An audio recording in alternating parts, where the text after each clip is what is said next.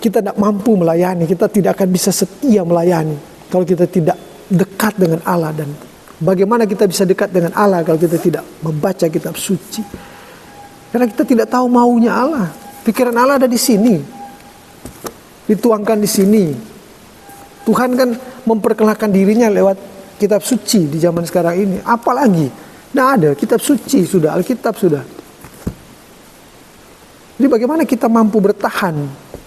Bagaimana kita mengatakan bahwa oh saya siap, penderitaan membentuk hidup saya? Memang betul, penganiayaan, penderitaan, lewat itu semua iman kita bertumbuh. Saat kita dalam keadaan susah, kita datang bertumbuh kepada Allah. Saat kita tidak punya uang, kita diajarkan untuk menantikan pertolongan Tuhan, bukan mencuri.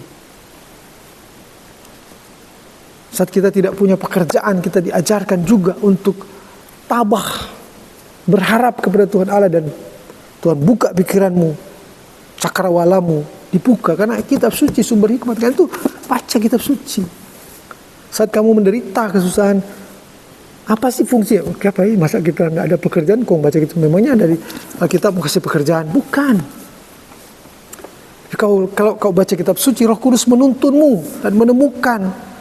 Tuhan berbicara kepadamu lewat kitab suci. Dia bicara. Kamu punya persoalan, kamu menderita karena persoalan kamu diperlakukan kasar sebagai seorang istri oleh suami dan sebagainya. Sebagai seorang suami diperlakukan tidak benar oleh sang istri yang berkhianat. Misalnya kamu sebagai suami sudah setia bekerja tapi istrimu selingkuh. Ini pergumulan yang berat. Ini sebuah penganiayaan. Penganiayaan dalam kesetiaan. Ya. Orang tua, anak-anak, kurang ajar misalnya. Orang tua sudah rajin bekerja, sudah mati-matian bekerja, sudah sampai darah tercurah demi anak-anak, tapi anak-anaknya kurang ajar, suka berontak. Itu penganiayaan. Kamu mengalami penganiayaan itu di dalam kasihmu yang tulus kepada anak-anakmu. Bagaimana kamu bisa bertahan dan bagaimana imanmu bertumbuh dalam kondisi seperti itu? Baca kitab suci.